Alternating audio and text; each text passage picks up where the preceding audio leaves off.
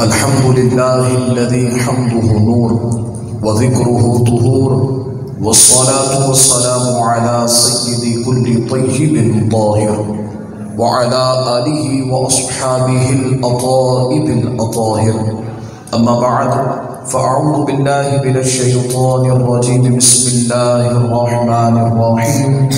سبحان الذي أسرى بعبده ليلا من المسجد الحرام إلى المسجد الأقصى الذي باركنا حوله لنريه من آياتنا إنه هو السميع البصير. آمنت بالله صدق الله العظيم ببركة إن الله وملائكته يصلون على النبي يا أيها الذين آمنوا صلوا عليه وسلموا تسليما. اللهم صل على سيدنا ومولانا محمد معدن الجود والكرم وآله وأصحابه وبارك وسلم. الحابل الفتاوی کتاب کا نام ہے. مولا کائنات شیر خدا علی المرتضیٰ رضی اللہ تعالی عنہ روایت بیان فرماتے ہیں، آپ خود ارشاد فرماتے ہیں کہ اللہ رب العزت نے جنت میں ایک درخت کو پیدا فرمایا ہے جس کا پھل سیب سے بڑا ہے، انار سے چھوٹا ہے، شہد سے زیادہ میٹھا ہے، دودھ سے زیادہ سفید ہے، مشک سے زیادہ خوشبودار ہے. اب یہ پھل ملے گا کسے، کھائے گا کون؟ مولا کائنات شیر خدا رضی اللہ تعالیٰ عنہ ارشاد فرماتے ہیں لا یاکل الا من اکثر من صلاۃ علی محمد صلی اللہ علیہ وسلم. آپ ارشاد فرماتے ہیں کہ یہ عظیم الشان بے مثل و بے مثال پھل کو ہر ایک جنتی نہیں کھائے گا، بلکہ کھائے گا وہ جو دنیا میں کثرت کے ساتھ مصطفیٰ کریم پر درود و سلام پڑھے گا. اس روایت سے دو باتیں پتہ چلی. سب سے پہلی بات، درود پڑھنے والا جنت میں جائے گا. دوسری بات، جنت میں بھی جائے گا اور اسے پروٹوکول بھی دیا جائے گا. وہ پروٹوکول کیا ہوگا کہ اسے جنت کی وہ نعمت کھلائی جائے گی جو کسی اور کو نہیں کھلائی جائے گی. تو پھر کیا ارادہ ہے؟ آج نیت نہ کر لیں، انشاءاللہ کثرت کے ساتھ درود شریف پڑھیں گے. آئیں پھر ابھی سے اس کا آغاز کرتے ہیں. کم سے کم اتنی آواز ہونی چاہیے کہ یہاں گزرنے والے اور یہاں رہنے والے سب کو پتا چل جائے کہ مسجد میں بیٹھنے والا بچہ ہو یا بڑا، یہ دنیا کا دیوانہ نہیں ہے، مصطفیٰ کریم کا دیوانہ ہے. پڑھے بابا سے بلند الصلاۃ والسلام علیک یا رسول اللہ، الصلاۃ والسلام علیک یا حبیب اللہ، الصلاۃ والسلام علیک یا خاتم النبیین وعلی آلک واصحابک یا رحمۃ للعالمین. مولاي صل وسلم دائما ابدا على حبيبك خير الخلق كلهم والحبيب الذي ترجى شفاعته لكل حول من الاحوال مقتهم. يا اكرم الخلق ما لمن الوذ به سواك عند حلول الحادث العمم. يا صديق يا عمر يا عثمان يا حيدر دفع شرق خيراور.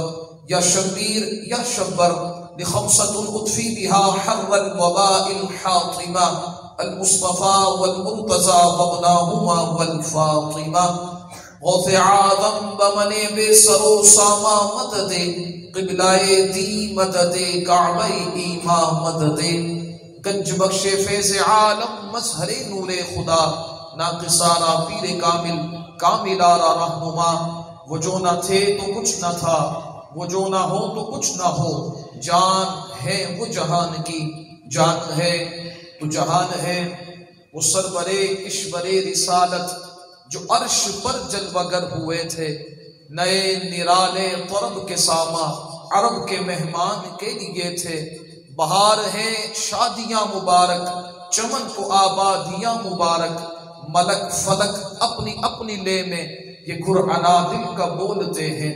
اللہ کی حمد و ثنا نبی کریم صلی اللہ تعالی علیہ وآلہ واصحابہ وبارک وسلم کی بارگاہ مقدسہ میں ہدیہ درود و سلام پیش کرنے کے بعد گرامی قدر سامعین ذی احتشام السلام علیکم ورحمۃ اللہ وبرکاتہ.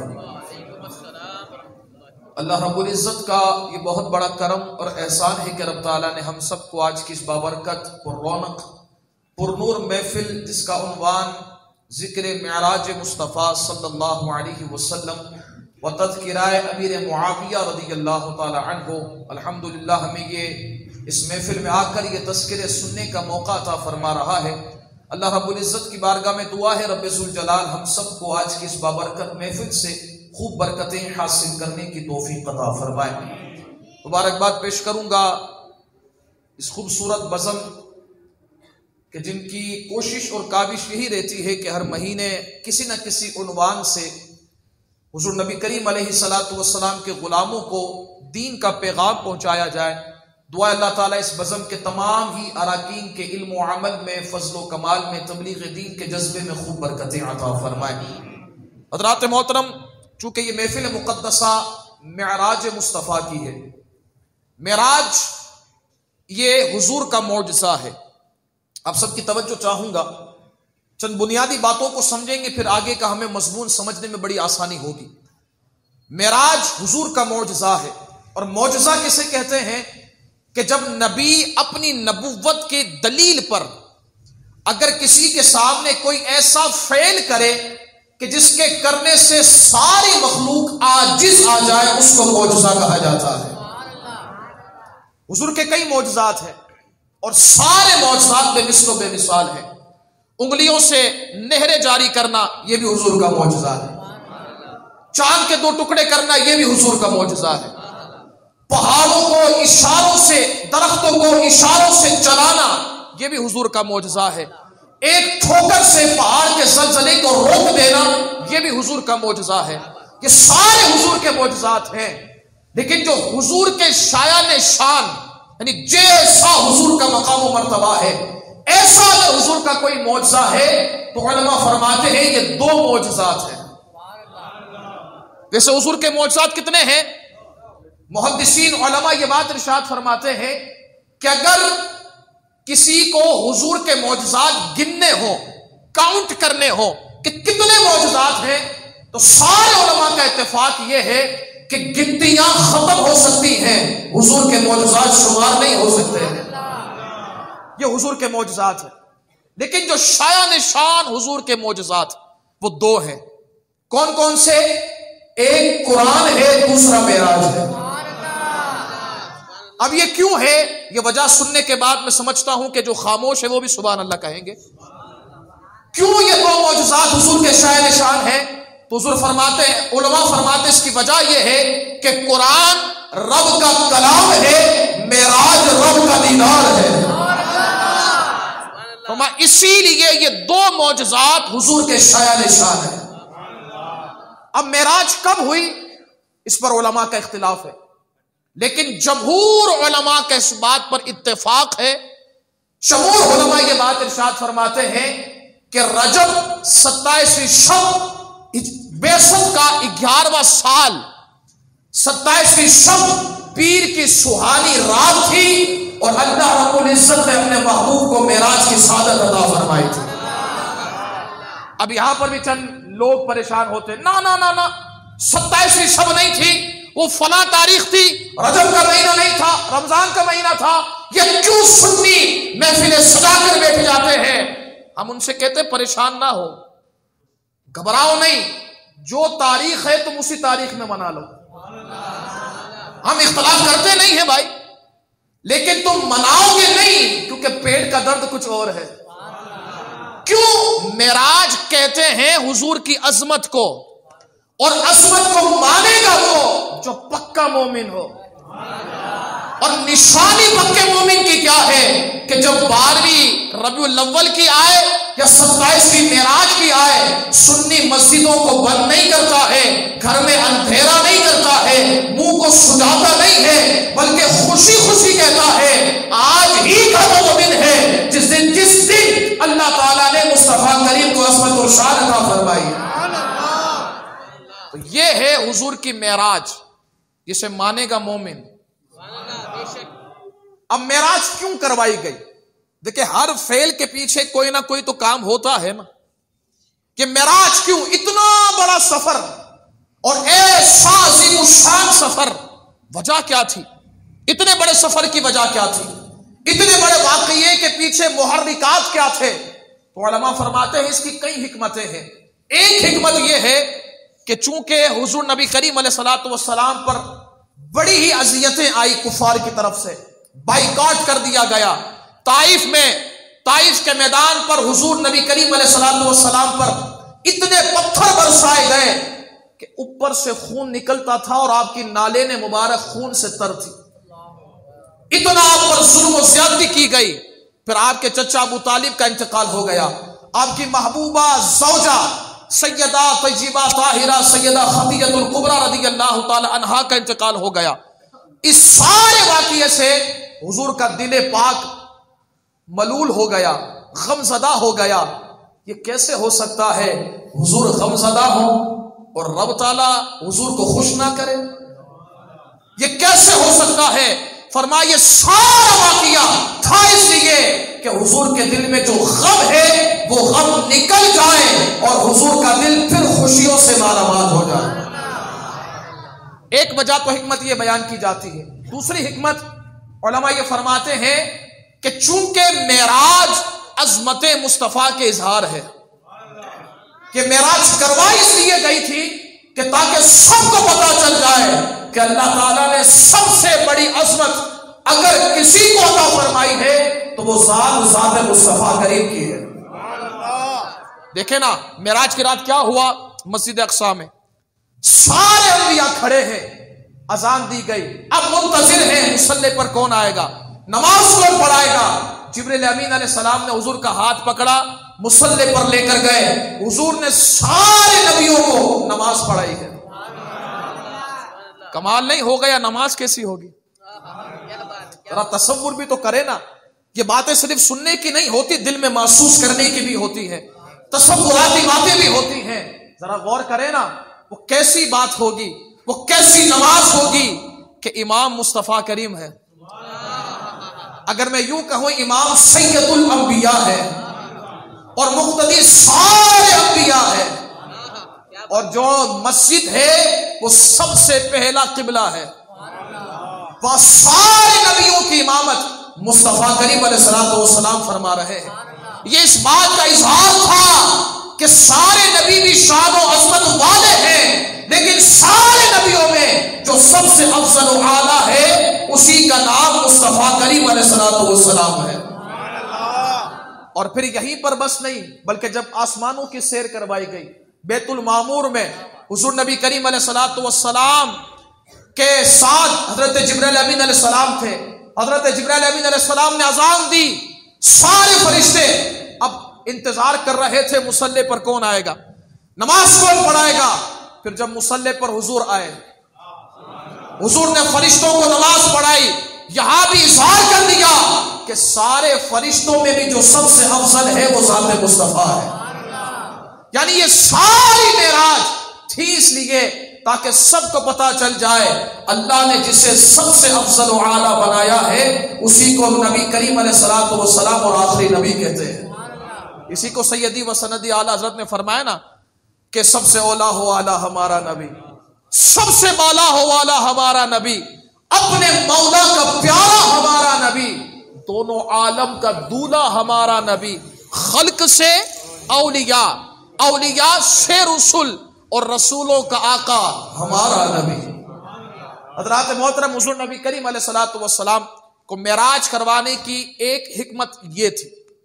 اب معراج چونکہ ہے حضور کا معجزہ اور حضور نبی کریم علیہ الصلوۃ والسلام کے رب یعنی ہمارے اللہ رب العزت نے بڑے ہی خوبصورت اور بڑے پیارے انداز میں واقعہ معراج کو قرآن میں بیان فرمایا ہے۔ تو فرماتا ہے سبحان الذی اسری بعبدہ لیلا من المسجد الحرام الى المسجد الاقصى الذی بارکنا حولہ لنریہ من آیاتنا انہ هو السمیع البصیر۔ یہ آیت مبارکہ کا ترجمہ سنیے گا، اس کے بعد اگر آپ میں سے کسی نے اگر کتاب وہ پڑھی ہے کہ جب بندہ سیر کر کے آتا ہے اور اپنی کتاب لکھتا ہے تو سفر نامے کے اندر کیا کیا عنوان ہوتے ہیں؟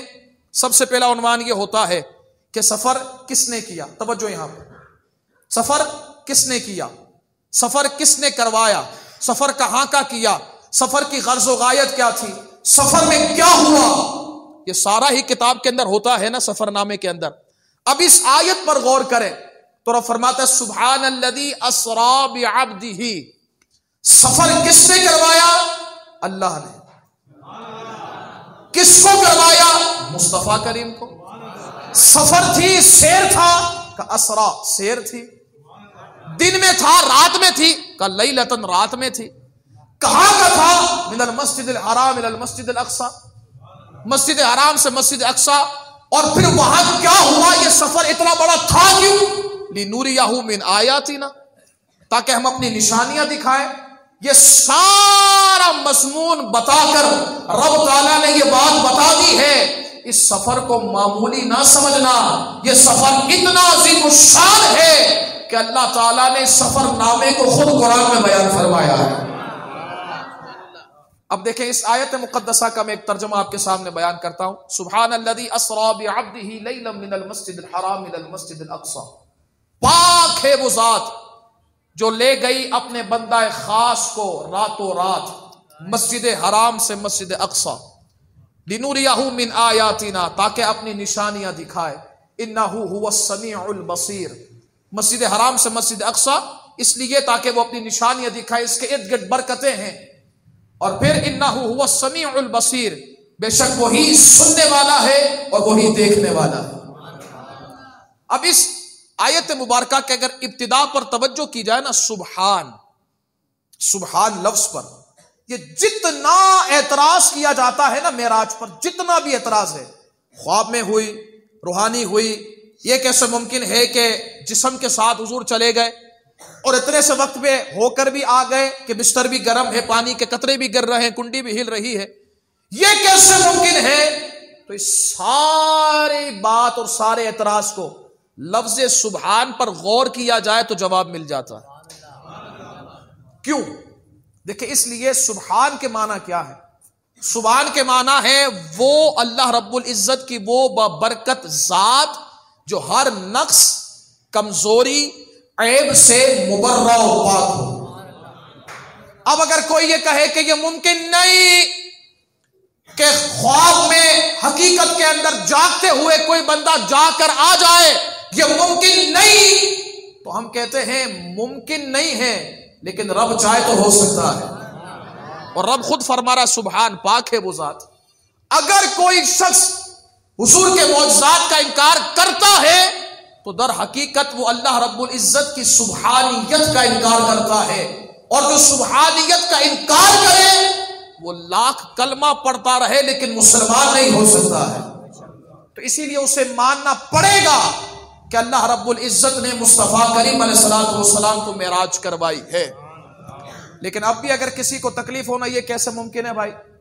یہ کیسے ہو سکتا ہے کہ کوئی بندہ اپنے جسم کے ساتھ ساتوں آسمان تک چلا جائے، پھر آسمانوں سے پار عرش اولا، اور عرش اولا سے پھر مستویٰ، پھر مستویٰ سے پھر لا مکان کی سیر کر کے آ جائے؟ یہ کیسے ہو سکتا ہے؟ یہ کیسے ممکن ہے؟ تو میں اتنا کہہ سکتا ہوں، یہ سوال کرنے والا مسلمان نہیں ہو سکتا ہے۔ کیوں؟ اس لیے کہ یہاں رب فرما رہا ہے کہ ہم نے سیر کروائی۔ یہ دعویٰ حضور کا نہیں ہے کہ میں نے کی، بلکہ یہ دعویٰ رب کا ہے، ہم نے کروائی۔ اور رب ہر عیب اور ہر نقص اور ہر کمزوری سے پاک ہے۔ جب سیر کروانے والا رب ہے تو اعتراض کرنے والا بندہ کیسے ہو سکتا ہے؟ اگلی بات، پھر بھی اگر کسی کو تکلیف ہو تو پاکستان بننے سے پہلے ایک مناظرہ ہوا تھا، میں اس کے چند باتیں آپ کے سامنے بیان کرتا ہوں۔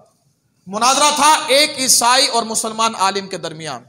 عیسائی کا دعویٰ تھا کہ ہم یہ نہیں مان سکتے کہ کوئی بندہ اپنے جسم کے ساتھ قرائے ارض سے قرائے نار کو کراس کرے، قرائے نار سے قرائے زمہریر کو کراس کرے، پھر قرائے زمہریر کو کراس کر کے آسمان پر چلا جائے۔ قرائے نار، قرائے ارض، جس جہاں پر ہم رہتے ہیں اس کو قرائے ارض کہتے ہیں۔ اس سے اوپر جائیں گے تو قرائے نار ہے، یعنی کوئی اگر وہاں پر پہنچے گا چل جائے گا۔ اس سے اوپر جائے قرائے زمہریر ہے، وہاں جائے گا تو ٹھنڈ اتنی ہے کہ جم جائے گا۔ اب یہ عیسائی کہتا ہے کہ یہ کیسے ممکن ہے کہ تمہارے نبی گئے ہیں قرائے ارض سے قرائے نار لیکن صحیح سلامت چلے گئے؟ یہ کیسے ممکن ہے کہ قرہ نار سے قرہ زمہریر گئے اور چلے گئے بالکل آسانی کے ساتھ، پھر پلٹ کر دوبارہ آ گئے؟ یہ میری عقل نہیں مانتی۔ ہمارے مسلمان عالم صاحب فرماتے ہیں عقل نہیں مانتی، کل نہیں مانتی، اسی لیے تو اس کو معجزہ کہتے ہیں۔ کہ نہیں حضور کوئی دلیل؟ اب یہ مناظرہ کافی دیر تک چلا۔ ہمارے علامہ صاحب مسلمان عالم دین اس سوال کا جواب دیتے، وہ پھر سوال کھڑا کرتا۔ اب یہ سوال و جواب کا سلسلہ جاری تھا، سوال و جواب کا سلسلہ بڑی تیزی کے ساتھ جاری تھا۔ تو وہاں اس دور میں ایک اللہ کے ولی تھے، مجذوب بزرگ فضیل شاہ صاحب، اس نام سے بڑے مشہور تھے، فضیل شاہ صاحب۔ اب وہ دیکھتے ہیں، آتے ہیں، اور آ کر بڑا رش جمع ہوا تھا، اور آ کر کہتے ہیں لوگوں کیا یہاں میلہ لگا کر بیٹھے ہو؟ کون سا یہاں میلہ ہو رہا ہے؟ کیوں اتنے لوگ جمع ہیں؟ لوگ کہتے ہیں حضور میلہ نہیں ہو رہا، مناظرہ ہو رہا ہے۔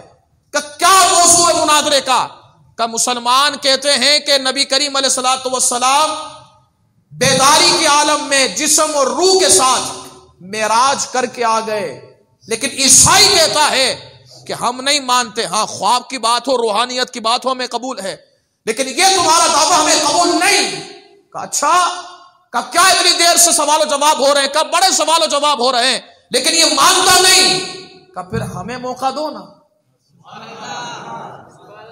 اب مجذوب بزرگ تھے نا، وہ نوجوان کہتے ہیں حضرت جی یہاں علم والوں کی بات چل رہی ہے، ہاں مجذوب بزرگ کیا سوال کا جواب دیں گے اور کیا مناظرہ کریں گے؟ آپ نے فرمایا موقع تو دو۔ کہا حضور نہیں کر سکیں گے۔ کہا وہ بات کی بات ہے لیکن ایک موقع تو ملنا چاہیے نا۔ اب آپ آئے عیسائی مناظر کے سامنے اور آ کر کہتے ہیں ہاں بھائی تیرا دعویٰ کیا ہے؟ کہ میرا دعویٰ یہ ہے کہ کوئی بھی جسم کے ساتھ قرہ ارض سے قرہ نار کو کراس نہیں کر سکتا۔ میں یہ تسلیم اور یہ سائنس کے اعتبار سے کہتا ہوں۔ فضیل شاہ صاحب کہتے ہیں تیری سائنس تجھے مبارک، ہمیں تیری سائنس سے کوئی تعلق نہیں ہے، ہمیں رب کے کلام پر ایمان ہے۔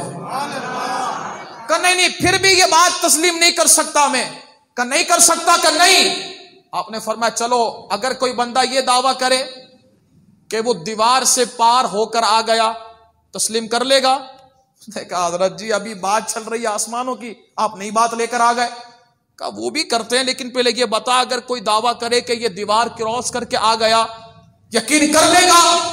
اس نے کہا یقین نہیں کروں گا، یہ بات تو عقل میں نہیں آتی کہ یہ کیسے ممکن ہے کہ بندہ یہاں سے گزر کر اور یہاں سے آ جائے۔ اس جسم کے ساتھ بندہ نہیں گزر سکتا جب تک کوئی دروازہ نہ ہو۔ کہا اگر بندہ گزر کر آ جائے؟ کہا حضور اگر گزر کر آ گیا تو مان لوں گا۔ کیا کہا؟ مان لوں گا۔ کہا پھر کہے نا کہ مان لوں گا۔ کہ ذرا زور سے کہے نا سب کو پتا چل جائے کہ مان لوں گا۔ اب یہ 3 مرتبہ پوچھنے کے بعد فضیل شاہ صاحب کہتے ہیں دیکھ پھر مجھے، آپ دیوار کراس کرتے ہیں، پھر آتے ہیں، پھر پار کرتے ہیں، پھر آتے ہیں، پھر پار کرتے ہیں، پھر آتے ہیں۔ جب آپ کی یہ کرامت دیکھی نا سارے مجمع نے نعرہ لگانا شروع کیا۔ جب نعرہ ختم ہوا تو فضیل شاہ صاحب کہتے ہیں ہاں اب کیا کہے گا؟ کہا مان گیا ہوں۔ اب فرماتے سن، جب نبی کے غلاموں کے غلاموں کے غلاموں کی یہ شان ہے تو پھر ہمارے نبی کی شان و عظمت کا عالم کیا ہوگا؟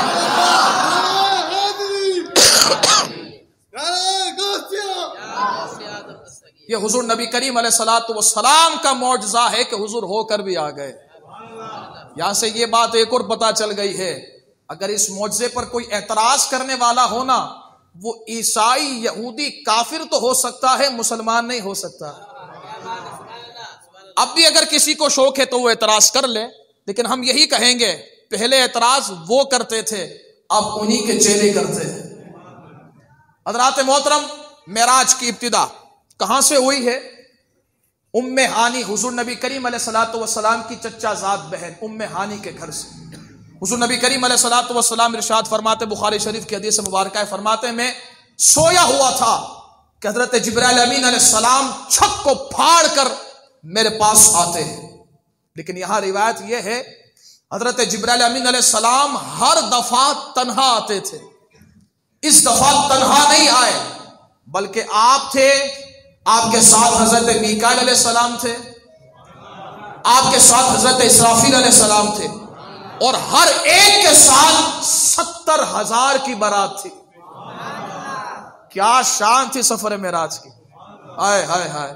حضور جا رہے ہیں اور بارات میں حضرت میکائیل، حضرت اسرافیل، حضرت جبرائیل اور ساتھ 70,000 فرشتے تھے۔ اس بارات میں حضور کو لینے کے لیے آئے ہیں۔ معارج النبوہ کے اندر ایک روایت موجود ہے، حضرت جبرائیل امین علیہ السلام سے منقول ہے۔ آپ فرماتے ہیں کہ میرے جسم کا سارا ساخت اور ترکیب یہ جنتی کافور سے ہے، لیکن مجھے یہ بات سمجھ میں نہیں آتی تھی کہ اس کی حکمت کیا ہے، کہ مجھے جنتی کافور سے کیوں پیدا کیا گیا ہے، مجھے کیوں بنایا گیا ہے۔ اب کہتے ہیں یہ جب یہ جنتی کافور کا جو معاملہ تھا نا، یہ معاملہ کھلا معراج کی رات۔ کیسے؟ فرماتے ہیں اس طرح کہ جب مجھے الہام کیا گیا نا کہ اے جبرائیل مصطفیٰ کریم علیہ الصلوۃ والسلام کو جگاؤ۔ اب جگاؤں کیسے؟ فرمایا گیا کہ اپنے منہ کو مصطفیٰ کریم علیہ الصلوۃ والسلام کے قدموں میں رکھ دو کہ اس کافور کی ٹھنڈک سے مصطفیٰ کریم علیہ الصلوۃ والسلام بڑی سہولت کے ساتھ جاگ جائیں گے۔ کہتے مجھے اس وقت پتا چلا ہے کہ مجھے کافور سے کیوں پیدا کیا گیا ہے۔ یہ حضور نبی کریم علیہ الصلوۃ والسلام، اور مجھے کمال ان باتوں پر حیرت ہوتی ہے کہ جبرائیل امین علیہ السلام اپنے کافوری لبوں سے مصطفیٰ کریم کو جگاتے ہیں، اپنے کافوری لبوں کو مصطفیٰ کریم کے قدموں میں لگاتے ہیں، اور پھر آج کچھ کہتے ہیں یہ جو معراج پر سدرۃ المنتہا پر یہ جو زیارت ہوئی ہے نا، حضور کی جو ملاقات ہوئی ہے وہ جبرائیل سے ہوئی ہے۔ میں نے کہا کمال کی بات ہے یار، جو اٹھانے آ رہا ہے، جو لینے آ رہا ہے، اسی سے ملاقات سدرۃ المنتہا میں ہوئی ہے۔ یہ بات تو بڑی سمجھ میں نہیں آتی۔ مثال کے طور پر آپ میں سے کوئی بندہ میرے پاس آیا، حضرت جی آئیں، آج ہم آپ کی بڑی دعوت کرتے اور ایک بہت بڑے بندے سے ملاقات کرواتے ہیں۔ میں کہوں گا چلیں بس چلتے ہیں، ملاقات کرتے ہیں۔ اب آپ میرے لیے گاڑی لے کر آئے، میں گاڑی میں بیٹھ کر جاؤں، بہت بڑا سفر کر کے ہم مثال کے طور پر کراچی جائیں، اور کراچی جائے تو جو بندہ ہمیں لینے آئے وہ ہمیں کمرے میں بٹھائے، خود باہر خود کمرے میں چلا جائے دوسرے، اور تیار ہو کر آئے اور آ کر بیٹھ جائے اور کہ حضرت میں ہی تھا جس سے ملاقات کرنی تھی۔ اب ہم کیا کہیں گے؟ کمال کی بات ہے یار، جب تجھ سے ہی ملاقات کرنی تھی تو حیدرآباد سے کراچی کیوں لے کر آیا؟ بھائی میرے گھر پر آ کر ملاقات کر لیتا۔ تو ان عقل کے ماروں کو یہی ہم سمجھانا چاہتے ہیں کہ اگر جبرائیل سے ہی سدرۃ المنتہا پر ملاقات کروانی تھی تو پھر اتنے بڑے سفر کی ضرورت کیا تھی؟ حضور وہیں پر حتیم کعبہ میں جبرائیل امین علیہ السلام ہی سے ملاقات کر لیتے تو بات یہ سمجھ میں آتی ہے ملاقات اور زیارت جبرائیل امین علیہ السلام سے نہیں تھی، بلکہ یہ ساری معراج تھی اس لیے کہ مصطفیٰ کریم علیہ الصلوۃ والسلام بے حجاب اپنے رب اللہ رب العزت کا اپنی آنکھوں سے زیارت کر لیں۔ صرف اسی لیے سارا واقعہ طے ہوا تھا اور بنایا گیا تھا۔ حضرات محترم، حضور نبی کریم علیہ الصلوۃ والسلام ارشاد فرماتے ہیں مجھے ام ہانی کے گھر سے حتیم کعبہ لے جایا گیا، مجھے حتیم کعبہ میں لٹایا گیا، پھر میرے پیٹ کو چیرا گیا۔ توجہ رکھیے گا، حضور فرما رہے اور میں جاگ رہا تھا، میں اپنی آنکھوں سے دیکھ رہا تھا، میرے پیٹ کو چیرا گیا۔ آج ہمارے دور میں بائی پاس ہوتا ہے، ایسا ہی ہے نا، بائی پاس کا آپریشن ہوتا ہے، دل کو نکالا جاتا ہے، بیٹری لگائی جاتی ہے، یہ سارے معاملات ہوتے ہیں، لیکن اس سے پہلے ایک سائن لیا جاتا ہے کہ اگر بندہ انتقال کر گیا تو ہماری ذمہ داری نہیں ہوگی۔ ایسا ہی ہے نا، ایسا ہی ہے، لیکن یہاں کمال دیکھیں نا، پیٹ اور سینہ چیر دیا گیا ہے۔ حضور فرماتے فاستخرج قلبی، میرے قلب کو نکالا گیا، یہ حضور فرما رہے، اور میں دیکھ رہا تھا، نہ مجھے درد ہوا نہ تکلیف ہوئی۔ کہتے میرے دل کو میرے سامنے غسل دیا گیا، آب زمزم کے پانی سے غسل دیا گیا، اس میں ایمان اور یقین کو بھرا گیا، پھر میرے سینے میں رکھا گیا، پھر میرے پیٹ اور سینے کو بند کر دیا گیا. یہ سارا معاملہ میں اپنی آنکھوں سے دیکھ رہا تھا. نہ درد ہوا نہ تکلیف ہوئی. کہاں ہیں وہ لوگ جو کہتے ہیں حضور ہم جیسے ہیں؟ کہاں ہیں وہ لوگ؟ آئے نا ذرا ایک اس طرح کا ہم بھی کوئی ترکیب کر کے دیکھتے ہیں. جس کو شوق ہے حضور ہم جیسے وہ آئے ہمارے سامنے، ہم بھی ذرا اس کا پیٹ چیرتے ہیں، ہم بھی اس کا دل نکالتے ہیں. وہ کہے گا نہیں نہیں نہیں یہ تو بندہ مر جائے گا. تو حضور کو پھر کیوں کچھ نہیں ہوا؟ پتا چلا بشر ہیں لیکن بعد میں ہے. پہلے اللہ نے مصطفیٰ کریم کو نور بنایا ہے. آئے پھر آگے کی بات. حضور نبی کریم علیہ الصلوۃ والسلام کے دل اور سینے کو جب ایمان اور یقین سے بھر دیا گیا، پھر روایت میں آتا ہے براق کو لایا گیا. براق گدھے سے بڑا، خچر سے چھوٹا، سفید کلر کا جانور تھا. یہ جنتی جانور تھا، جنت میں ہی چرتا تھا، وہیں پر رہتا تھا. جب اسے پتا چلا کہ حضور نبی کریم علیہ الصلوۃ والسلام کے سواری بننے کی سعادت مل رہی ہے، پھر وہ حضور کی بارگاہ میں آیا.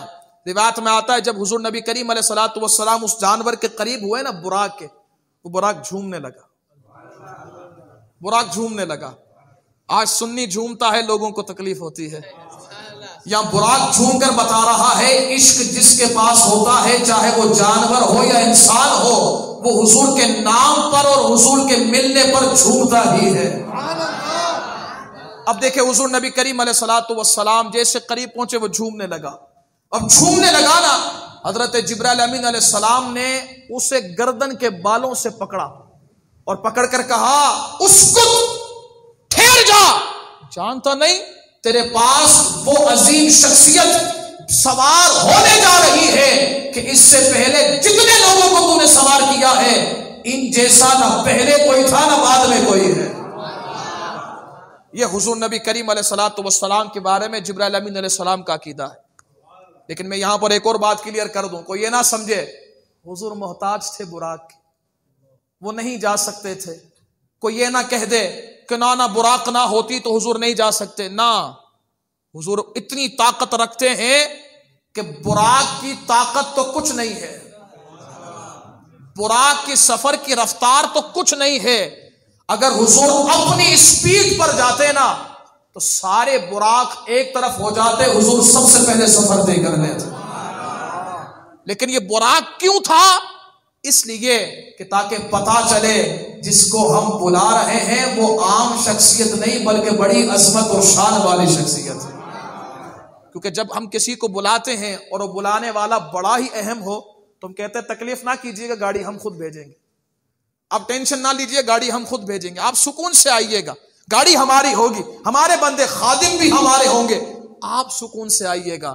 تو یہ براق بھیجنا، یہ 70 ہزار فرشتوں کا ساتھ بھیجنا، یہ میکائیل و اسرافیل و جبرائیل علیہ السلام کو بھیجنا، یہ اس لیے تھا تاکہ پتا چل جائے مصطفیٰ کریم علیہ السلام کی عزت اللہ کی بارگاہ میں کتنی ہے. حضرات محترم، پھر یہ جو سفر ہوا براق پر بیٹھ کر، براق کی رفتار کتنی تھی؟ اللہ اکبر.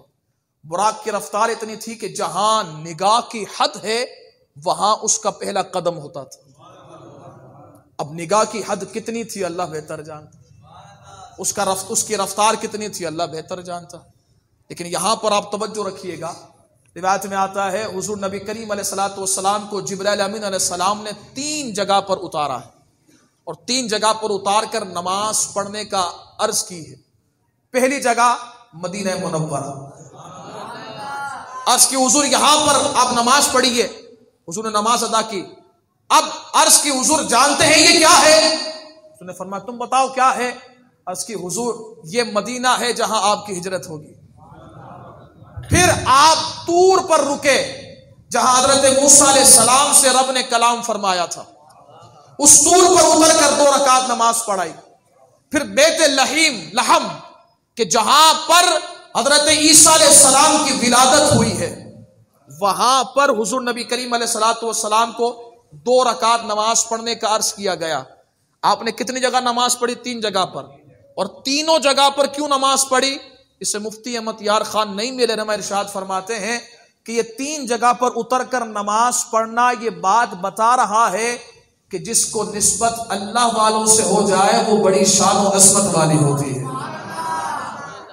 اور یہاں پر پھر حاشیہ سندھی کے اندر ایک اور بات موجود ہے، فرماتے ہیں کہ اس سے ایک اور بات پتا چلتی ہے کہ متبرک جگہوں کو ڈھونڈنا، تلاش کرنا، یہ حضرت جبرائیل امین علیہ السلام کی سنت ہے، اور وہاں جا کر اللہ کی عبادت کرنا یہ مصطفیٰ کریم کی سنت ہے۔ تو جب بندہ مزار پر جائے اور جا کر قرآن پڑھے، اس پر ٹینشن نہیں لینی چاہیے، گھبرانا نہیں چاہیے۔ وہاں جا کر اگر بندہ کوئی رب کی بارگاہ میں 2 رکعت نفل پڑھے تو اس پر شرک کا فتویٰ نہیں لگانا چاہیے، بلکہ اسے کہنا چاہیے واہ تیرے مقدر پر قربان جائے، کبھی تو جبرائیل امین علیہ السلام کی سنت کو ادا کرتا ہے، کبھی مصطفیٰ کریم کی سنت کو ادا کرتا ہے۔ حضرات محترم، پھر مسجد اقصی، اب وہاں تشریف لے گئے، براق کو باندھا گیا، وہاں پر نماز سارے انبیاء کرام علیہم السلام کی امامت کروائی گئی۔ اعلیٰ حضرت فرماتے ہیں نماز اقصی میں تھا یہی سر، راز، نماز اقصی میں تھا یہی سر، عیاں ہو معنی ہے اول آخر، کہ دست بستہ ہے پیچھے حاضر جو سلطنت آگے کر چکے تھے۔ ارشاد فرماتے ہیں اعلیٰ حضرت کہ یہ نماز پڑھنے میں راز کیا تھا، نماز پڑھانے میں راز کیا تھا، اور حضور کی امامت میں سارے نبیوں کی نماز پڑھنے میں راز کیا تھا؟ یہاں راز یہ تھا کہ یہ بات عیاں ہو جائے، کھل جائے، سب کو پتا چل جائے کہ ان سارے نبیوں میں جو سب سے افضل و اعلیٰ ہے اسی کو مصطفیٰ کریم کہا جاتا ہے۔ حضرات محترم، پھر آسمانوں کا سفر، میں بڑی تیزی کے ساتھ آگے جا رہا ہوں۔ پھر آسمانوں کا سفر، پہلے آسمان میں حضرت آدم علیہ السلام، دوسرے میں عیسیٰ و یحییٰ علیہم السلام، تیسرے میں حضرت ہارون علیہ السلام، چوتھے میں حضرت ادریس علیہ السلام، اور پھر آگے بڑھتے بڑھتے 7ویں میں حضرت ابراہیم خلیل اللہ علیہ نبی جینا علیہ الصلوۃ والسلام۔ سارے انبیاء کرام علیہم الصلوۃ والسلام نے حضور کا استقبال فرمایا۔ لیکن یہاں پر ایک بڑی پیاری بات ہے، جب حضرت جبرائیل امین علیہ السلام آسمانوں پر پہنچتے نا تو آسمانوں کے دروازے بند ہوتے تھے۔ حضرت جبرائیل امین علیہ السلام دروازوں کو کھٹکھٹاتے تھے، پوچھا جاتا کون؟ ارشاد فرماتے جبرائیل۔ کمال یہ تھا اس سے پہلے جب بھی جاتے تھے نا اور پوچھا جاتا جبرائیل، فوراً دروازہ کھول دیا جاتا۔ لیکن آج یہ ہوا کہ جب پوچھا گیا کون، کہا گیا جبرائیل، پھر پوچھا گیا ساتھ کون ہے؟ کیوں؟ کیونکہ سارے آسمان والوں کو پتا تھا نا کہ آج جبرائیل کو تنہا نہیں آنا ہے، انہیں لے کر آنا ہے جن کے لیے ساری کائنات کو بنایا گیا ہے۔ اب سب پوچھتے جبرائیل اکیلے تو نہیں آ رہے نا، اکیلے تو نہیں آ رہے، ساتھ مصطفیٰ کریم آ رہے ہیں۔ جب کہتے ہاں حضور ہی ہے تو دروازہ کھول دیا جاتا اور کہا جاتا آنے والے آئیے، خوش آمدید ہم آپ کو کہتے ہیں۔ سارے دروازوں میں یہی ہوتا۔ اور پھر جب حضور نبی کریم علیہ الصلوۃ والسلام 7ویں آسمان پر پہنچے، 7ویں آسمان کے بعد پھر عرش اولا، پھر عرش اولا سے سدرۃ المنتہا۔ سدرۃ المنتہا یہ حد ہے، اب اس سے اوپر کوئی جا نہیں سکتا ہے۔ جس سے اوپر کوئی جا نہیں سکتا ہے، اس سے اوپر جو جائے اسی کو مصطفیٰ کریم کہا جاتا ہے۔ ڈاکٹر اسرار کو جانتے ہوں گے، قرآن کی تفسیر کے نام پر بہت بڑا بلنڈر کرتا ہے، وہ بہت بڑا اس کا دعویٰ ہے، اس کا کہنا یہ ہے کہ بھائی صرف سدرۃ المنتہا تک ہی معراج ہے، اس سے اوپر جتنی بات ہے وہ شعر و شاعری ہے، الیاذ باللہ۔ اس سے آگے جو ہے وہ شعر و شاعری ہے، کسی قرآن کی آیت میں نہیں، کسی حدیث میں نہیں، لیکن ہم دکھاتے حدیثوں میں، ہم دکھاتے ہیں۔ بخاری شریف کے اندر حضور فرماتے ہیں میں سدرۃ المنتہا سے پھر مستویٰ گیا، اور میں نے مستویٰ جا کر وہاں پر قلم چلنے کی چرچراہٹ کو سنا۔ یہ قلم کہاں پر ہے؟ سدرۃ المنتہا نہیں، بلکہ سدرۃ المنتہا نیچے رہ جاتی ہے، مستویٰ اس سے اوپر ہے۔ تو یہ روایت بتا رہی ہے کہ مصطفیٰ کریم علیہ الصلوۃ والسلام اس سے اوپر گئے ہیں، اور مصطفیٰ پر جب پہنچے نا، بلکہ سدرۃ المنتہا پر پہنچے تو آپ کی سواری کو تبدیل کر دیا گیا۔ اب سواری کیا تھی؟ رف رف، نور کا گولا۔ اس نور کے گولے میں حضور نبی کریم علیہ الصلوۃ والسلام کو دولہا بنایا گیا، اور دولہا بنا کر حضور کو اوپر لے جایا گیا۔ پھر حضور وہاں پہنچے جہاں وہاں ہے، کہاں ہے، کب ہے، کہاں کچھ بھی نہیں ہے، سارا زمانہ نیچے رہ گیا، حضور سب سے اوپر ہو گئے۔ اور وہ کہاں تھے اللہ ہی بہتر جانے، اور پھر وہاں پہنچ کر اللہ کا دیدار کیا۔ اللہ اکبر، ذرا اس کو محسوس کیجیے گا بات کتنی بڑی ہے کہ ایک محب اپنے محبوب کا دیدار کر رہا ہے، ایک ساجد اپنے مسجود کا دیدار کر رہا ہے، ایک پیارا اپنے پیارے کا دیدار کر رہا ہے۔ یہ بات کتنی بڑی ہے، اللہ اکبر۔ اور پھر جب دیدار ہو گیا نا، تو جامع ترمذی کے اندر حدیث مبارکہ ہے، حضور نبی کریم علیہ الصلوۃ والسلام فرماتے ہیں فَوَضَعَ كَفَّهُ يَدَيَّ كَتَفَيَّ بَيْنَ كَتَفَيَّ، حضور فرماتے ہیں کہ اللہ رب العزت نے اپنا دست قدرت میرے دونوں کاندھوں پر رکھا۔ ہائے ہائے ہائے ہائے، ذرا اس کو محسوس کیجئے نا، بات کتنی بڑی ہو رہی ہے۔ اللہ نے اپنا دست قدرت حضور کے دونوں کاندھوں پر رکھا۔ وہ کیسے رکھا؟ رکھنے والا رب جانے، جس پر رکھا وہ محبوب جانے، ہمیں نہیں پتا۔ رب تعالیٰ اس طرح کے ہاتھوں سے پاک ہے، رب تعالیٰ جسم اور جسمانیت سے پاک ہے۔ رب نے کیسے رکھا؟ رکھنے والا رب جانے۔ اب ایسے رکھا، حضور فرماتے ہیں میں نے اس کی ٹھنڈک اپنے سینے میں محسوس کی۔ ایک روایت میں فرمایا فَعَلِمْتُ مَا فِي السَّمَاوَاتِ وَمَا فِي الْأَرْضِ، فرماتے اس کی ٹھنڈک سے ایسی روشنی پیدا ہوئی کہ جو کچھ آسمانوں پر ہے اور جو کچھ زمین پر ہے، میں نے صرف اس کی برکت اور اس کی روشنی سے سب کچھ جان لیا ہے۔ اور اسی کو شیخ محقق شیخ عبدالحق محدث دہلوی علیہ رحمہ فرماتے ہیں کہ اسی سے یہ بات پتہ چلتی ہے کہ اللہ تعالیٰ نے مصطفیٰ کریم کو ما کانا وما یکون کا علم عطا فرما دیا۔ اسی لیے حضور کے علم کی شان و عظمت یہ تھی، بخاری شریف کی حدیث مبارکہ حضرت عمر فاروق اعظم رضی اللہ تعالیٰ عنہ ارشاد فرماتے ہیں کہ حضور نبی کریم علیہ الصلوۃ والسلام نے ایک مرتبہ آئے اور ممبر پر تشریف فرما ہوئے، ممبر پر تشریف فرما ہو کر حضور نبی کریم علیہ الصلوۃ والسلام نے جب سے دنیا بنی ہے، جب سے لے کر جب قیامت واقع ہوگی، جنتی جنت میں اپنی منزلوں میں ہوں گے، جہنمی اپنی منزلوں میں ہوں گے، حضور نے ایک مجلس میں سارا بتا دیا ہے۔ فرمایا جو یاد رکھا جس نے یاد رکھا، جو بھول گیا وہ سب بھول گیا۔ اب یہاں پر ایک اور بات یاد رکھیے گا، حضور نبی کریم علیہ الصلوۃ والسلام کا رب کا دیدار کرنا، اس پر بھی ایک بڑی بحث کی جاتی کہ بعض صحابہ تو وہ ہیں جو دیدار کا انکار کرتے ہیں، بعض تو وہ ہیں جو کہتے ہیں کہ اللہ کا دیدار نہیں ہوا ہے، وہ دیدار نہیں ہوا ہے، یہ کیسے ممکن ہے؟ پھر وہ روایت لے کر آتے سیدہ عائشہ صدیقہ رضی اللہ تعالی عنہا کی کہ سیدہ عائشہ تو فرماتی ہیں کہ جو کہے کہ حضور نے اللہ کا دیدار کیا ہے وہ غلط کہہ رہا ہے، کہ ممکن نہیں ہے کہ اللہ تعالیٰ کا دیدار نے حضور نے کیا ہے، یہ روایت بیان کی جاتی ہے۔ لیکن اس مسئلے کو، اس سارے مسئلے کو حضرت امام احمد بن حنبل رضی اللہ تعالیٰ عنہ نے بڑی آسانی کے ساتھ بیان فرما دیا، حل فرما دیا۔ آپ فرماتے ہیں کہ اس کا سادہ سا حل یہ ہے کہ ایک قول ہوتا ہے صحابی کا، ایک قول ہوتا ہے مصطفیٰ کریم کا۔ یہ دو قول سامنے ہو تو قول کس کا بڑا ہوگا؟ حضور کا۔ فرماتے قول رسول اللہ صلی اللہ علیہ وسلم اکبر قولھا، فرماتے ہیں کہ حضور کا قول، نبی کریم علیہ الصلوۃ والسلام کا قول، یہ سارے دیگر اقوال سے افضل و اعلیٰ ہے، بڑا قول ہے۔ تو جب ایک صحابی کا قول ایک طرف ہو اور دوسرا قول مصطفیٰ کریم کا ہو تو ہم صحابی کے قول کو نہیں مانیں گے بلکہ مصطفیٰ کریم کے قول کو مانیں گے۔ اور حضور کا قول کیا ہے؟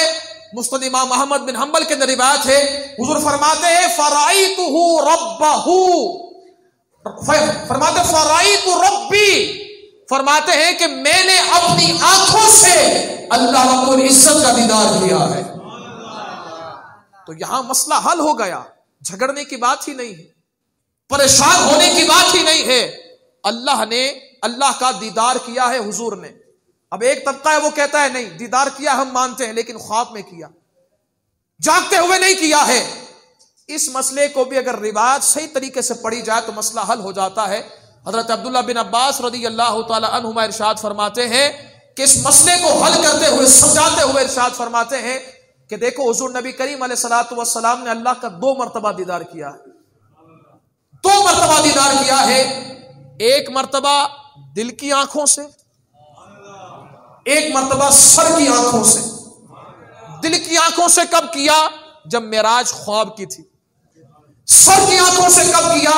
جب معراج جاگتے ہوئے تھی کہ معراج حضور نبی کریم علیہ الصلوۃ والسلام کی ہے. اور پھر جب آپ واپسی پلٹے ہیں نا، تو جب آپ آئے تو سیدہ ام ہانی رضی اللہ تعالی عنہا آپ ارشاد فرماتی ہیں کہ حضور نبی کریم علیہ الصلوۃ والسلام نے ارشاد فرمایا میں سب کے پاس جا کر، کفار قریش کے پاس جا کر یہ سارا واقعہ معراج بیان کروں گا.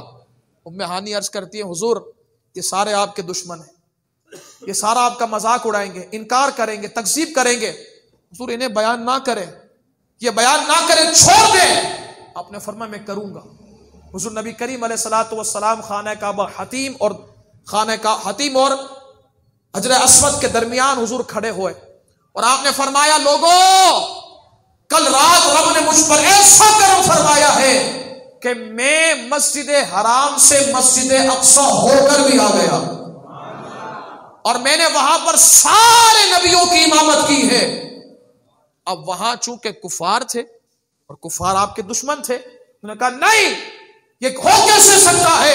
ایک نے کہا اے محمد صلی اللہ علیہ وسلم، پہلے کا تو معاملہ یہ تھا کہ تم وہ بات کرتے تھے جو بات سمجھ میں اور عقل میں آتی تھی، اب تمہارا یہ دعویٰ ہے کہ جو عقل سے ماورا ہے. یہ کیسے ممکن ہے کہ تم ایک رات میں ہو کر بھی آ گئے؟ حالانکہ اگر ہم جائیں نا اور ہمارے پاس سواری بھی بڑی طاقتور اور تیز ہو، ہمیں بھی جانے کا 1 مہینہ لگتا ہے، آنے کا 1 مہینہ لگتا ہے. تم نے اتنا بڑا سفر 1 رات میں کر لیا، یہ کیسے ممکن ہے؟ آپ نے فرمایا ممکن ہے، کیا ہے. اب جب یہ سوال ہوا نا، جب حضور نے فرمایا کیا ہے، تو اب کافروں نے ایک چال چلی کہ اگر تم نے کیا ہے، اور کافر سب کو پتا تھا کہ حضور نبی کریم علیہ الصلوۃ والسلام مسجد اقصی گئے نہیں ہیں، بیت المقدس گئے نہیں ہیں. اب کافروں نے سوال کرنا شروع کیا، چلو اے محمد صلی اللہ علیہ وسلم آپ یہ بتاؤ کہ اگر آپ گئے ہو تو وہاں دروازے کتنے ہیں، وہاں کھڑکیاں کتنی ہیں، کھڑکیاں کس رنگ کی ہیں، کس شیپ میں بنی ہوئی ہیں، اس کے کنڈی کس طرح ہے، یہ سارا معاملہ بتایا جائے. حضور نبی کریم علیہ الصلوۃ والسلام پر رب نے ایسا کرم ارشاد فرمایا، ایسا کرم فرمایا کہ مسجد حرام سے مسجد اقصی تک جتنے پردے تھے سارے ختم ہو گئے، سارے پردے اٹھا دیے گئے. اب وہ کافر جو سوال کرتے تھے حضور دیکھتے جاتے تھے، بتاتے جاتے تھے، دیکھتے جاتے بتاتے جاتے، دیکھتے جاتے بتاتے جاتے. اب ہونا تو یہ چاہیے کہ جب سارے سوالوں کا جواب مل گیا تو مان ہی لیتے، لیکن کیسے ہو سکتا ہے کہ مان لے؟ جس کے نصیب میں ایمان تھا وہ فوراً مان چکے، جس کے نصیب میں ایمان نہیں تھا انہوں نے کہا نا. ولید بن مغیرہ صحیح کہتا تھا کہ محمد علیہ باللہ صلی اللہ علیہ وسلم یہ جادوگر ہے، استغفر اللہ، اس طرح کی بکواس کرنے لگے. اب کمال یہ تھا یہاں یہ بکواس کر رہے تھے، ہر سوال کے جواب میں صدیق اکبر عرض کرتے اشہد انک رسول اللہ. کافر جو سوال کرتے حضور جو جواب دیتے، صدیق اکبر کہتے حضور میں گواہی دیتا ہوں آپ اللہ کے رسول ہیں، میں گواہی دیتا ہوں آپ اللہ کے رسول ہیں، میں گواہی دیتا ہوں آپ اللہ کے رسول ہیں. اب جب حضور صدیق اکبر رضی اللہ تعالیٰ عنہ کی یہ گواہی اور یہ شان، یہ تصدیقات جب کافروں نے دیکھی نا تو کہتے ہیں ابو بکر تو ان باتوں کو مانتا ہے، یہ بات تیرے سمجھ میں آتی ہے تو ان باتوں کی تصدیق کرتا ہے. صدیق اکبر کا اگلا جملہ سنے اور بات کو پھر کتنی وزندار ہے یہ آپ بتائیں گے. صدیق اکبر رضی اللہ تعالیٰ عنہ فرماتے ہیں اے کافرو یہ تو کچھ بھی نہیں ہے بلکہ اس سے بڑی بڑی باتیں بھی حضور بیان کرتے جائے گا. یہ صدیق اکبر رضی اللہ تعالیٰ عنہ کا مقام و مرتبہ ہے. جب صدیق اکبر کی یہ تصدیقات، یہ حضور سے محبت، یہ حضور سے پیار، یہاں سے ایک اور بات پتا چلی ہے کہ حضور کی شانوں کو عقل سے نہیں تولا جاتا. عقل سے تولنے والا یا ابو جہل ہوتا ہے یا ابو لہب ہوتا ہے، اور دل اور عشق سے قبول کرنے والا یا صدیق اکبر ہوتا ہے یا فاروق اعظم ہوتے ہیں. اب دیکھیں نا، یہاں پر کوئی سوال نہیں، کوئی ایسا نہیں کہ یہ کیسے ممکن ہے نا، کہ اچھا حضور نے کہا ہے، سچ کہا ہے. اب جب یہ تصدیقات سنی نا صدیق اکبر رضی اللہ تعالیٰ عنہ کی، تو حضور فرماتے ہیں یا ابا بکر ان اللہ عز وجل قد سماک الصدیق. فرماتے ابو بکر تیری شان، تیری عظمت کیا ہے، تو نے میری تصدیق کی ہے. رب تعالیٰ کو یہ ادا اتنی پسند آئی ہے، اتنی پسند آئی ہے، اتنی پسند آئی ہے کہ اللہ تعالیٰ نے تیرا نام ہی صدیق رکھ دیا ہے. یہ ہے صدیق اکبر رضی اللہ تعالیٰ عنہ کا مقام، اور یہ مقام اس کا ہے جو حضور کی شان و عظمت کو قبول کرتا ہے. اب ہونا تو یہ چاہیے، کافر سارے مان لے تھے، اب چال کو تبدیل کیا گیا. کہا اے محمد صلی اللہ علیہ وسلم، اگر آپ معراج پر گئے ہیں تو کچھ ہمارے ساتھی بھی سفر کر رہے تھے، ہمارے قافلہ بھی آ رہا تھا تجارت کا. اگر آپ گئے ہیں تو بتائیں وہ تجارت کا قافلہ کہاں پر ہے، وہ کس حالت میں ہے. ماشاءاللہ، توجہ یہاں پر. اب وہ کافر کہتے ہیں اے محمد صلی اللہ علیہ وسلم، اگر آپ نے یہ کہا ہے کہ آپ معراج کر کے آگے راتوں رات، پھر ہمارا قافلہ بھی تو گیا ہے نا. آپ بتائیں ہمارے قافلے کے بارے میں، رستے میں کیا کیا معاملات تھے. حضور نے کئی معاملات بیان فرمائے. آپ نے فرمایا کہ ایک قافلہ کے قریب سے میں گزرا. یہ توجہ ہے نا. حضور فرماتے ہیں میں اپنے براق پر سفر کر رہا تھا، اور جب میں ایک قافلے کے قریب سے گزرا تو براق کی آہٹ سے وہ اونٹ بدک گیا. حضور دیکھ رہے تھے. اگر تھوڑی سی توجہ رکھیں تو آپ کو بات سمجھ میں آئے گی. براق کی اسپیڈ کیا تھی؟ براق کی اسپیڈ یہ تھی کہ بجلی کی اسپیڈ سے بھی کئی گنا زیادہ براق کی اسپیڈ تھی. نظر مصطفیٰ پر قربان نہ جائیں. بھائی ہم جہاز میں سفر کریں اور جہاز بڑی تیزی کے ساتھ ہو، نیچے کیا ہو رہا ہے ہمیں کیا پتا، ہمیں تو نظر نہ آئے، لیکن قربان نہ جائے حضور کی نظر پر. کیسی نظر اللہ نے حضور کو عطا فرمائی ہے کہ براق پر سفر کر رہے ہیں لیکن پتا ہے نیچے کیا ہو رہا ہے. حضور فرماتے ہیں جب میں نے دیکھا نا وہ ایک اونٹ بدکا اور بھاگا، تو میں نے کہا لوگوں وہ رہا اونٹ، وہاں ہے اونٹ.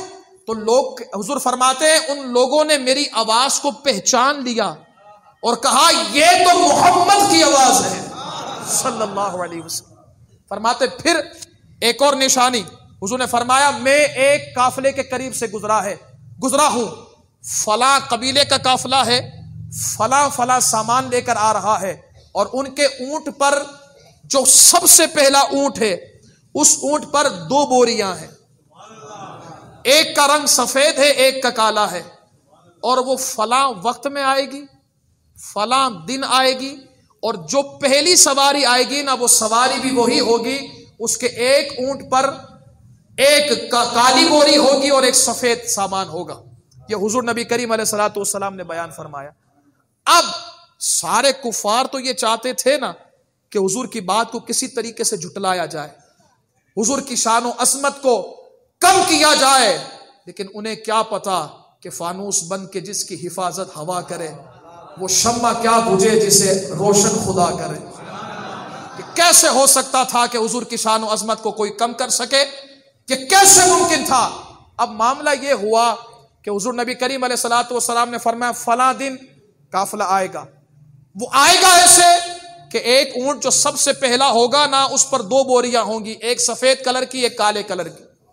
اب وہ دن آ گیا، وہ لمحہ آ گیا، آہستہ آہستہ سورج غروب ہو رہا تھا.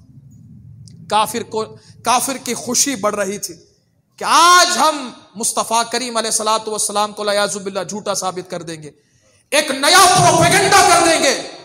یہ بات کہہ رہے تھے اب دو لوگوں کو، دو گروہ کو بٹھا دیا، ایک جگہ پر تھا، ایک دوسرا پہاڑی پر تھا، ایک اس طرف تھا کہ دیکھ لیتا کہ سورج کب غروب ہو رہا ہے، اور دوسرا اس پہاڑی پر تھا کہ دیکھ لیتا قافلہ کب آ رہا ہے۔ اب آہستہ آہستہ سورج غروب ہوتا جا رہا تھا، قافلے کا نام و نشان نہیں۔ اب ایک گروہ نے کہا قد غربت الشمس، کہ لوگوں مبارک ہو سورج غروب ہو گیا ہے۔ ابھی یہ بات کہنی تھی، دوسری طرف سے آواز آئی قد قدمت العیر، کہا لوگوں یہاں بھی دیکھو کہ مصطفیٰ کریم نے جو بتایا تھا وہ قافلہ بھی آ گیا ہے۔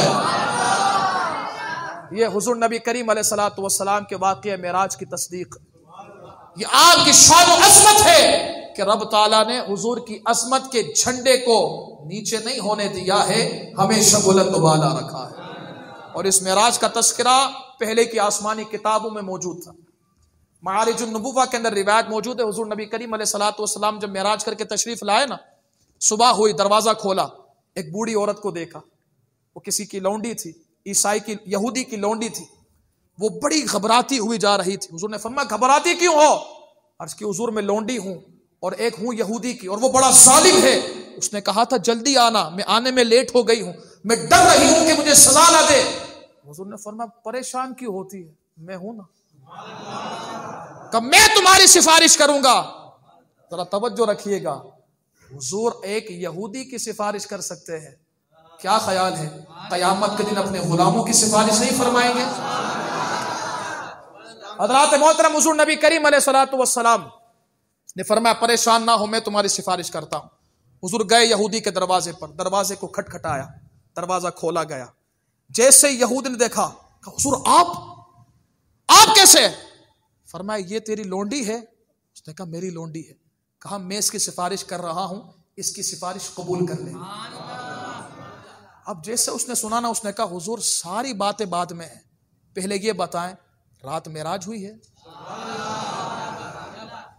رات معراج ہوئی ہے؟ حضور نے فرمایا ہوئی تو ہے، تجھے کس نے بتایا؟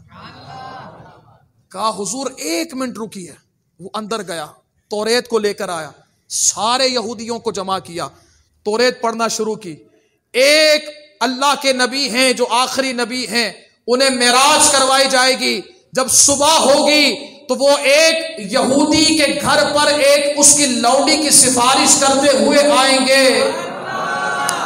اب جب یہودی نے پڑھا نا، اس نے کہا اشہد ان لا الہ الا اللہ واشہد انک رسول اللہ، حضور میں گواہی دیتا ہوں اللہ کے سوا کوئی عبادت کے لائق نہیں، اور آپ ہی اللہ کے سچے رسول بن کر آئے ہیں۔ یہ حضور کی معراج ہے کہ جس کا ذکر پہلے کی کتابوں میں موجود تھا۔ بس آخری بات کر کے گفتگو ختم کہ محفل مبارکہ کا ایک عنوان ذکر امیر معاویہ بھی، ذکر امیر معاویہ۔ آج ایک ہے مناجی جسے پریشانی ہوتی ہے، جس کے چہرے پر داڑھی نہیں، جو دین کا تبلیغ کرنے کا بڑا دعوے دار ہے، وہ کہتا ہے یہ دن کیسے منانا شروع کر دیا؟ 1300 صدی کی کتابیں میرے پاس موجود ہیں، کہیں سے دکھاؤ کہ یہ دن منایا گیا ہو، کہاں سے تم جھنڈے لے کر آ گئے؟ تو ہم بھی پوچھنا چاہتے ہیں، ابھی کچھ دنوں پہلے تمہارا بھی دن منایا گیا تھا، اور ایسا نغمہ جاری کیا گیا اور آپ ایسی ماڈلنگ کر رہے تھے کہ پتہ ہی نہیں چل رہا تھا کہ طاہر القادری عالم ہے یا ایکٹر ہے، پتہ ہی نہیں چل رہا تھا کہ بندہ مسلمانوں میں شمار ہوتا ہے یا انہوں میں شمار ہوتا ہے۔ تو پھر بھائی ہم بھی یہ کہنا چاہتے ہیں، تم بتاؤ نا تمہارا دن کہاں سے ثابت ہو گیا؟ اپنا دن بناؤ۔ تو کہتے ہیں نہیں، یہ اس لیے ہوتا ہے کہ اس کی یہ جو بندہ ہے نا، بندہ جس کی چہرے پر داڑھی بھی نہیں اور آہستہ آہستہ اور کم ہوتی جا رہی ہے، اس بندے کی محبت لوگوں کے دلوں میں پیدا ہو، اس کی عظمت لوگ جانیں، اس کے علم سے لوگ متاثر ہوں۔ میں کہتا ہوں ایسے طاہر القادری جیسے ہزاروں کو حضرت امیر معاویہ کا سواری نے جہاں قدم رکھا ہے، اس خاک پر ہم ایسے ہزاروں طاہر القادری کو قربان کرتے ہیں۔ حضرت امیر معاویہ کی شان بہت بڑی ہے، وہ صحابی رسول ہیں۔ امام مجدد الفسانی رضی اللہ تعالیٰ عنہ ارشاد فرماتے ہیں، صحابی کا مقام و مرتبہ یہ ہے کہ ایک صحابی نے جو ایک لمحہ حضور کی بارگاہ میں بیٹھا ہے، یہ لمحہ ایک طرف اور سارے ولیوں کی ساری زندگی کی عبادت ایک طرف، اگر اسے تولا جائے نا تو صحابی کا ایک لمحہ حضور کی بارگاہ میں صرف بیٹھنا یہ ساری عبادتوں پر غالب آ جائے گا۔ اسی لیے اپنی محبتوں کا دائرہ بھی دیکھیں ہم کس سے کر رہے ہیں۔ اگر کوئی منہاجی صدر بن جائے اور پھر شب کرے نا، وہ شبیں اس وقت اسے بخشوائیں گی جب اس کا عقیدہ درست ہوگا، ورنہ وہ شبیں ظلمت قدا بن جائے گی، نور نہیں بنے گی۔ شبیں نور اس وقت بنے گی جب اللہ تعالیٰ کے محبوب اور اللہ کے پیاروں کے لیے عقیدہ صاف ہوگا، اور وہ عقیدہ کب ملے گا؟ جب بندہ جڑے گا اعلیٰ حضرت کے ساتھ، جب جام پیے گا بریلی کے، جب جڑے گا اعلیٰ حضرت والوں کے ساتھ، اور یہ اعلیٰ حضرت ہی ہے جو بندوں کو پکڑ کر مصطفیٰ کریم کے قدموں پر لے کر جاتے ہیں، اور پھر وہیں سے مصطفیٰ کریم اپنے غلاموں کو جنت میں لے کر جاتے ہیں۔ بس عقیدہ مضبوط رکھیے گا۔ فتنوں کا دور ہے، خدا کے لیے یہ ہمارے مدنی قافلے والے آئے ہوئے ہیں، یہ بڑے پیارے لوگ ہیں، ان کے ساتھ جڑیں، دعوت اسلامی والوں کے ساتھ جڑیں، مدنی چینل دیکھتے رہیں۔ فتنوں کا دور ہے، بچیے، آخری سانس تک یہ بات کہتے رہیں گے، بچیے، فتنے کا دور ہے۔ ان لوگوں کے ساتھ جڑے کہ جہاں سے محبت صحابہ کی خوشبو بھی آئے، محبت اہل بیت کی خوشبو بھی، اور کہیں کوئی ایسا بندہ ہو کہ جہاں سے بدبو آئے، اس سے کہنا ہمیں تیرے ساتھ بیٹھنا نہیں ہے، تیرا رستہ کچھ اور ہے، ہمارا رستہ مدینے کا رستہ ہے۔ اللہ تعالی ہم سب کو ان باتوں کو یاد رکھنے کی توفیق عطا فرمائے۔ وآخر دعوانا ان الحمد للہ رب العالمین۔